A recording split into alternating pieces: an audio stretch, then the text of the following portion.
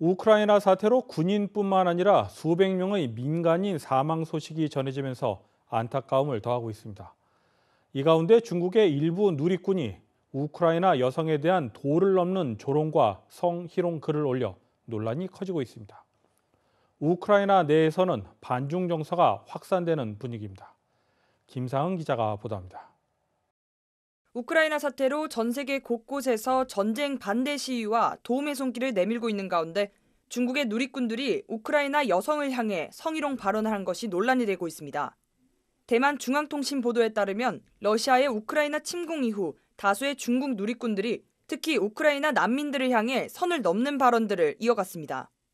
우크라이나를 탈출한 미녀들이 갈 곳을 잃었다며 난민 중 미녀만 골라서 선별적으로 중국이 받아주어야 한다는 등 선을 넘는 댓글들이 넘쳐나고 있습니다. 심지어 우크라이나의 한 중국 유학생들은 지난 26일 중국의 유튜브 플랫폼으로 알려진 삐리삐리에서 우크라이나 사태를 조롱하는 영상을 올렸습니다. 이들은 우크라이나에서 버스 무임승차를 하려다 적발되자 가난한 나라, 우크라이나에 가지 마라, 자신의 돈을 가져가려는 것이다 라는 등 비속어를 섞어가며 조롱했습니다.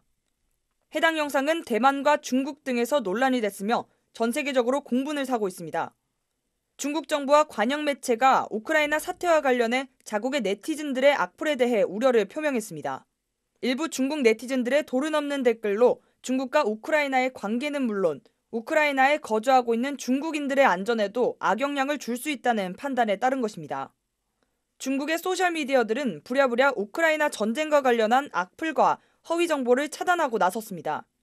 웨이보는 우크라이나 사태와 관련해 자극적 내용을 올린 105개의 계정을 임시 폐쇄했으며 더우이는 조롱하는 영상 6,400개를 차단했습니다.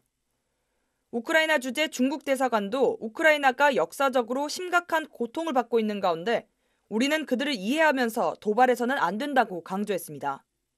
이처럼 중국 일부 누리꾼들의 선 넘는 악플로 인해 중국에 대한 부정적 이미지가 더욱 확산되고 있습니다. KTN 뉴스 김상은입니다.